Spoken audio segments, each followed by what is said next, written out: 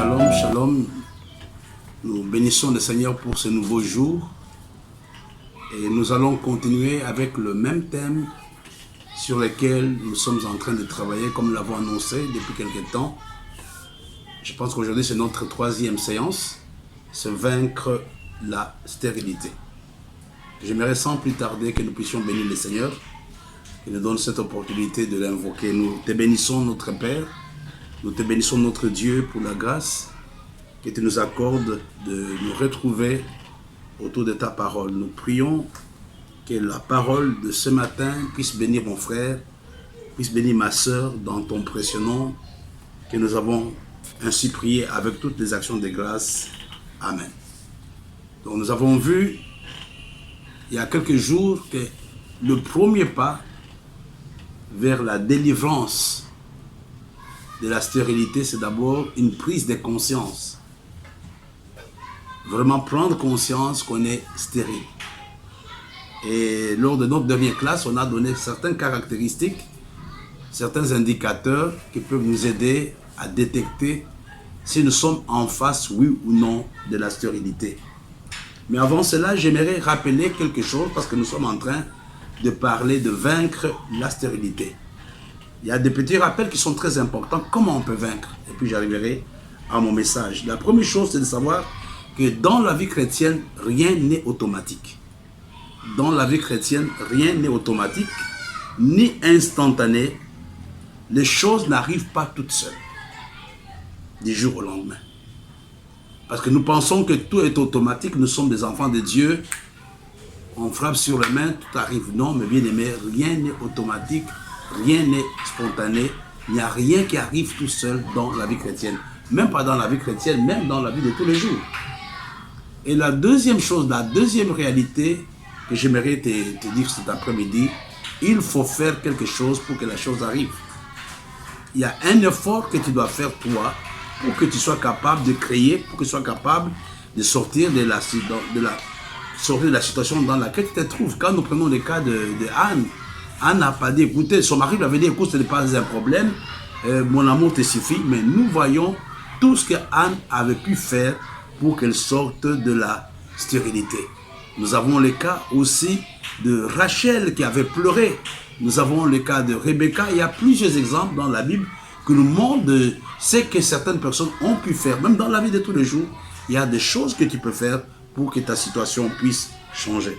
La troisième réalité que j'aimerais te donner cet après-midi, la réussite, le succès, le progrès ou même atteindre une nouvelle dimension sont le produit de ton investissement. Et souvent nous nous plaignons, les choses ne marchent pas dans l'église, les choses ne marchent pas dans nos vies, dans le ministère, dans le pays, mais qu'est-ce que tu as fait pour que les choses puissent changer? Le gros problème que nous constatons simplement, on observe, ceci est stérile, ceci ne marche pas, il n'y a pas ça, il n'y a pas ça. Mais il n'y a pas de gens qui s'élèvent pour que les choses puissent changer. Mais c'est quoi investir? J'aimerais vous donner deux petites définitions qui peuvent nous aider à comprendre. S'investir, c'est simplement mettre son énergie dans quelque chose. C'est mettre son énergie dans quelque chose. Il n'y a rien qui peut changer si toi, il n'y a pas un effort de ta part. Il n'y a rien qui peut changer dans l'église. On peut beau prier, on peut faire des intercessions, mais s'il n'y a pas une action, s'il n'y a pas une action concertée, s'il n'y a pas l'énergie que nous déployons, rien ne peut changer. Rien ne peut changer. Et la deuxième chose, faire tout ce qu'il faut et tout ce qui est nécessaire pour produire un résultat. S'investir, c'est faire tout ce qu'il faut, faire tout ce qui est nécessaire afin de produire un résultat ou d'atteindre un but qu'on s'est assigné.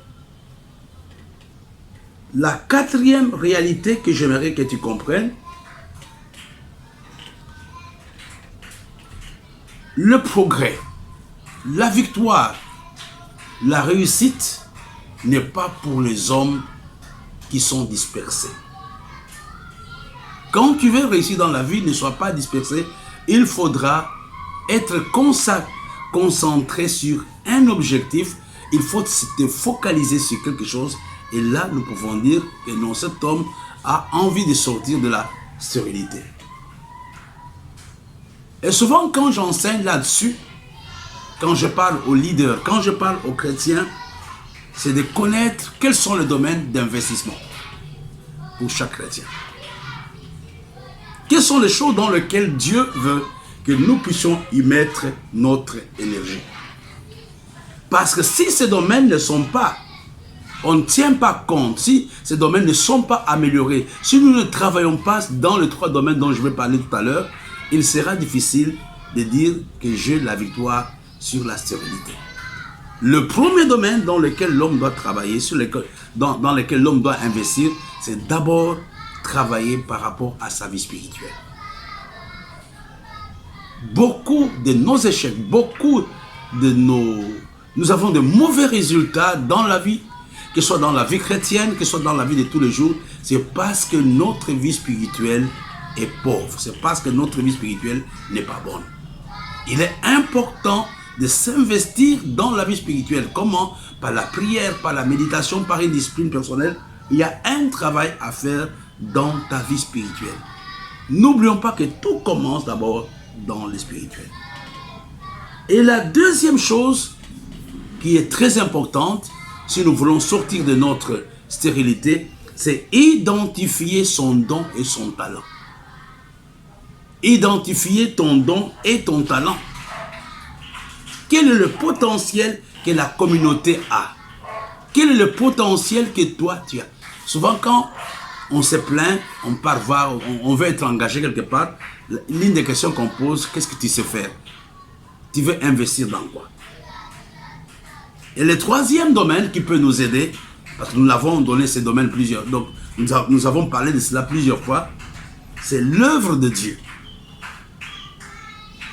Quand tu sers Dieu, tu es sur le chemin de la victoire sur la stérilité. Là, c'était des choses que j'ai voulu rappeler avant d'entrer dans le vif du sujet. Si vous voulez, aujourd'hui, je suis en train de vous dire que vaincre la stérilité n'est pas un slogan. Il y a des choses que nous devons faire. Il y a des décisions que nous devons prendre.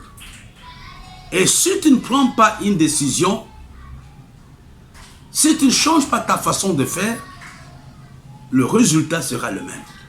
On peut passer des années, aujourd'hui nous sommes à quelques jours de la fin de cette année, nous risquons d'avoir le même résultat en 2022 parce que nous n'avons pas pu faire quelque chose.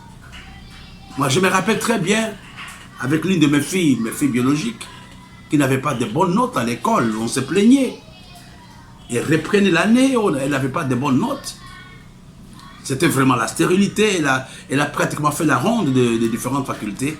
Mais une fois, elle a pris conscience qu'elle ne faisait pas bien.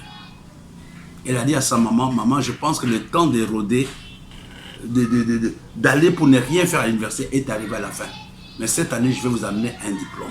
Elle s'était décidée. Elle a dit, je veux. Et non seulement elle s'était décidée, mais elle avait fait aussi un bon choix.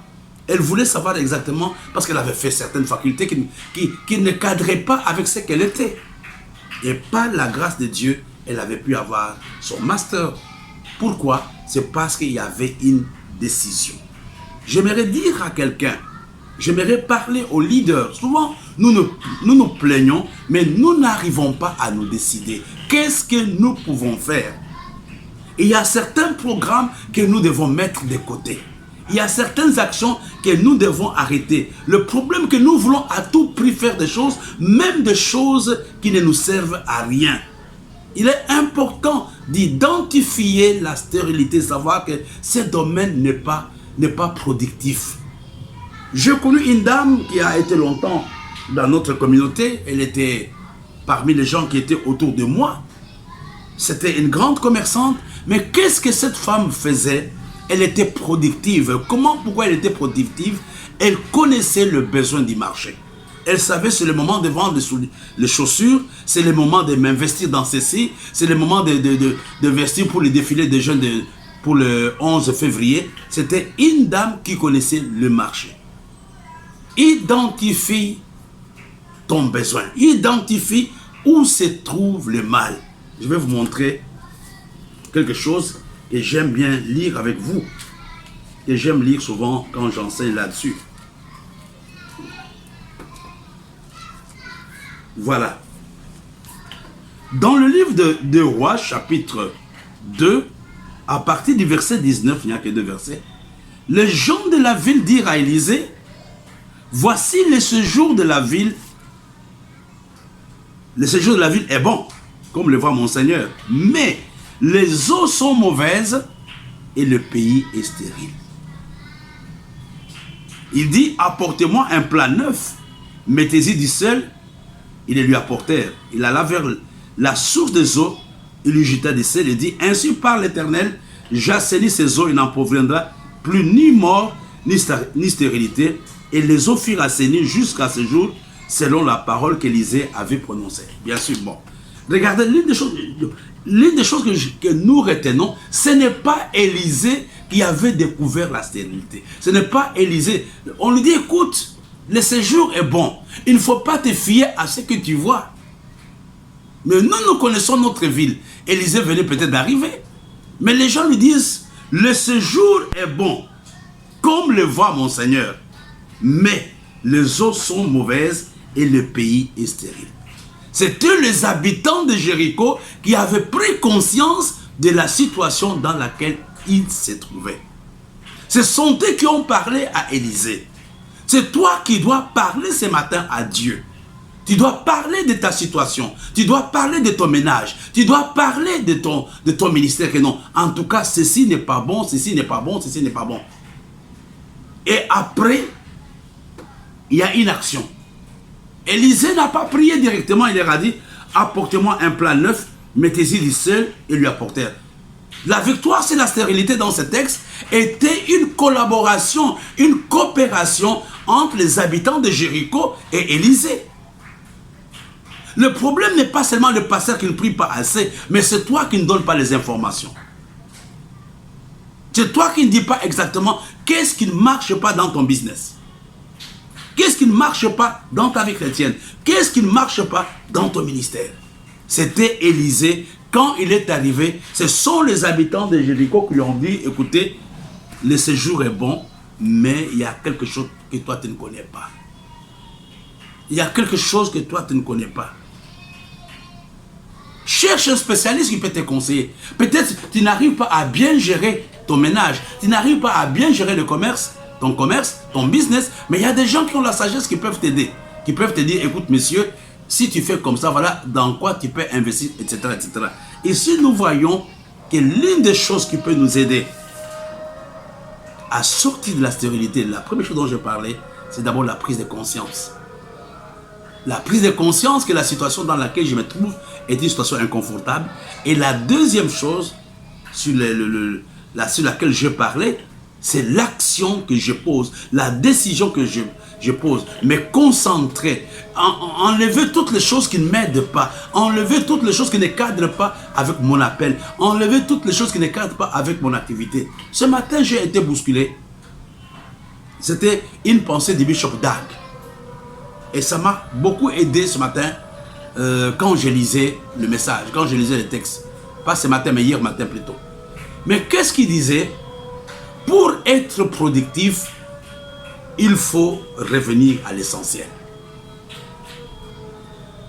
L'église a une mission. Il dit un exemple, je vais vous donner un exemple. Une église, on arrive, donc du matin au soir, on parle du succès. Il faut avoir de l'argent, il faut faire ceci, il faut construire des grandes maisons, ainsi de suite. Mais on ne leur parle pas de l'éternité. Quel est l'essentiel? Quel est l'essentiel? Quelle est la mission de l'église? La mission de l'église, c'est la transformation des hommes pour que ces hommes un jour aillent au ciel.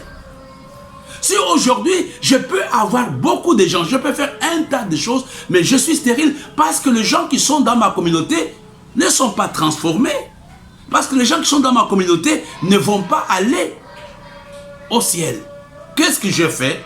J'ai raté l'essentiel. Je n'ai pas fait l'essentiel. Je prends une école chrétienne, du matin au soir. Le professeur, celui des mathématiques arrive pendant 40 minutes, il ne donne pas la matière, il passe le temps à prier. pour les enfants à chasser les démons. Celui de l'histoire fait la même chose. Et à la fin, est-ce que cette école est bonne? Elle n'est pas bonne. Parce que quel est l'objectif de l'école? C'est amener les enfants à assimiler la matière, à étudier. Il est important pour combattre la stérilité, connaître à quoi Dieu m'appelle. Je sers à quoi? Si je ne sais pas à quoi Dieu m'appelle, si je ne connais pas la mission que Dieu m'a confiée, la plupart des choses que j'ai faites ne sont pas productives. Même si aux yeux des gens, je suis acclamé, mais j'ai raté mon objectif. Ça m'a interpellé. Les gens ne sont pas à l'église pour avoir de l'argent, quand même l'argent est important. Mais si aujourd'hui je suis pasteur dans mon église, mais il n'y a aucune conversion, il n'y a personne qui peut aller au ciel. Même si je fais de bonnes prédications, je suis stérile parce que je n'ai pas réalisé la mission pour laquelle Dieu m'a appelé. C'est une interpellation de chacun d'entre nous. C'est de revenir à l'essentiel. C'est de revenir à l'essentiel. Quel est l'objectif du mariage? C'est aimer mon mari, aimer ma femme. Les enfants sont une conséquence. Si aujourd'hui je produis des enfants, mais je n'ai pas de relation avec ma femme, je suis stérile. Je n'ai pas fait la mission pour laquelle le mariage est là. Là, c'est un exemple que j'ai suivi dans la prédication hier du Bishop Dag. C'est pour nous dire, on ne peut pas sortir de la stérilité, primo, si on ne prend pas conscience de l'état dans lequel on se trouve. Et deuxièmement, il faut connaître à quoi sert la chose que tu es en train de faire. À quoi sert la chose que tu es en train de faire. Et ceci te permet de connaître ton don et ton talent. Et la troisième chose, la décision d'agir. Quand j'identifie le mal, comme les habitants de Jéricho, quand j'identifie le mal, qu'est-ce que je fais? Maintenant, je prends des décisions. Je me décide de combattre la stérilité. La stérilité ne finit pas parce qu'on a prié. La stérilité finit quand il y a inaction. Elle ne finit pas parce qu'on a prié, parce qu'on a chassé les démons dans la stérilité. Elle finit quand nous prenons des décisions. Et nous devons changer la prière ce matin. Seigneur, qu'est-ce que tu veux que je fasse pour cette église? Qu'est-ce que tu veux que je fasse pour cette communauté? En quoi dois-je investir? Qu'est-ce que tu veux que je fasse? J'ai voulu nous interpeller là-dessus de comment vaincre la stérilité. C'est un message important. Je voudrais encore, pendant les quelques minutes qui nous restent, je vous ai parlé de la stérilité et du fruit. Lors de la dernière classe, j'ai parlé du fruit. Mais bien aimé, on est stérile quand notre vie n'a pas de fruit. On est stérile quand ta vie, quand ma vie à moi n'a pas de fruit. Je n'ai pas de commentaires à faire, mais je vous donnerai quelques éléments qui sont importants. Dans le Nouveau Testament, j'en avais parlé il y a quelques temps, dans le Nouveau Testament, il y a au moins 10 sortes de fruits. Et si parmi les fruits que je vais citer, ces fruits ne sont pas dans ta vie, tu es stérile. La première chose, c'est dans le livre de Galates, chapitre 5, verset 22. Vous allez le lire à la maison. Nous voyons que le premier fruit que nous devons produire, ce sont les fruits qui découlent de notre relation avec le Saint-Esprit. Une église dans laquelle il n'y a pas le fruit du Saint-Esprit est une église stérile. Un homme de Dieu qui n'a pas le fruit de l'Esprit est un homme stérile. Et le deuxième fruit, c'est le fruit qui découle de la sagesse de Dieu dans le livre de Jacques. Jacques chapitre 3, on peut voir cela. Jacques chapitre 3, versets 17 à 18. La Bible nous dit, la sagesse d'en haut est premièrement pure, ensuite pacifique, modérée, conciliante, pleine de miséricorde et de bons fruits, exempt de duplicité, fruit de la justice et semé dans la paix et par ceux qui recherchent la paix. Il y a un autre fruit qui découle de quoi? Qui découle de la sagesse de Dieu. La Bible nous dit, car le fruit de la lumière consiste en toutes sortes de bonté, de justice et de vérité. Le troisième fruit, c'est le fruit qui est une conséquence quand le caractère de Dieu est en toi. Quand le caractère de Dieu est en toi. Et ce caractère se traduit par quoi? C'est la bonté, la justice et la vérité. Quand tu es menteur, quand tu ne vis pas dans la vérité, quand tu n'es pas bon, quand tu n'es pas juste, il n'y a pas de fruit dans ta vie. Tu es stérile. Un autre fruit, dans le livre d'Éphésiens chapitre 5, verset 9, pour marcher d'une manière digne du Seigneur et lui être entièrement agréable, portant des fruits en toutes sortes de bonnes œuvres et croissant par la connaissance de Dieu. Le quatrième fruit est un fruit qui provient de la connaissance de la parole de Dieu. Un homme qui ne connaît pas la parole de Dieu est un homme qui ne peut pas être productif. Qui est la conséquence de la parole de Dieu. Et il y a le cinquième fruit, c'est le fruit de la louange dans le livre des Hébreux chapitre 15. Et le sixième fruit, on va voir ça dans le livre de Tite. Tite chapitre 3 verset 14. Il faut que les nôtres aussi apprennent à pratiquer les bonnes œuvres pour subvenir aux besoins pressants afin qu'ils ne soient pas sans produire de fruits. Le sixième fruit, c'est un fruit qui découle de l'aide que nous donnons aux autres qui sont dans le besoin. Trois derniers fruits. Il y a un autre fruit dans le livre de Hébreux chapitre 12 verset 11. Le fruit qui est une conséquence de l'acceptation du châtiment de Dieu dans notre vie. Quand Dieu te châtie et que tu l'acceptes et que tu t'amendes, tu seras un homme qui sera riche dans les bonnes œuvres. Et le huitième fruit, c'est dans le livre de Romains chapitre 6, verset 22. Le huitième fruit, c'est le fruit qui est une conséquence, qui est produit par quelqu'un qui a été délivré de son péché. Il y a le deux derniers fruits, pour terminer cette classe, Romains chapitre 1, verset 13. La Bible nous dit, « Je ne vais pas vous laisser ignorer, frères, que j'ai souvent formé des projets d'aller vous voir, afin de recueillir quelques fruits parmi vous, comme parmi les autres nations, mais j'allais été empêché. » Ça, c'est un fruit malheureusement qui manque dans beaucoup de vies. Ce sont les âmes gagnées. Les âmes gagnées, on appelle ça le fruit. Le produit de l'évangélisation. Il y a des églises qui ne grandissent pas. Pourquoi? Parce qu'il n'y a pas de fruits, parce que personne ne vient au Seigneur par l'évangélisation. J'aimerais vraiment que tu aies le fardeau des âmes dans ton église, dans ton ministère, que tu puisses penser que Dieu t'a appelé pour que les âmes soient sauvées. Et le dernier fruit, ce sont le fruit qui sont une conséquence du Saint-Esprit qui est répandu dans les nations. Là, c'était le 10 fruits. C'était une parenthèse, c'était aussi pour répondre à la préoccupation de quelqu'un, quelle relation y avait-il entre la stérilité et le fruit du Saint-Esprit. Donc, j'ai essayé de donner les 10 fruits. Voilà, nous sommes arrivés à la fin de cette classe et à partir de demain, nous commençons un séminaire chez le révérend Amadou Kamangate, donc, qui est le responsable du ministère Église Grâce et Merveille à Yopougon, à Nanéré. On aura un bon enseignement sur le sentier de la faveur de Dieu. Et il y aura aussi formation des serviteurs de Dieu. Nous allons aussi que Dieu vous bénisse. Amen.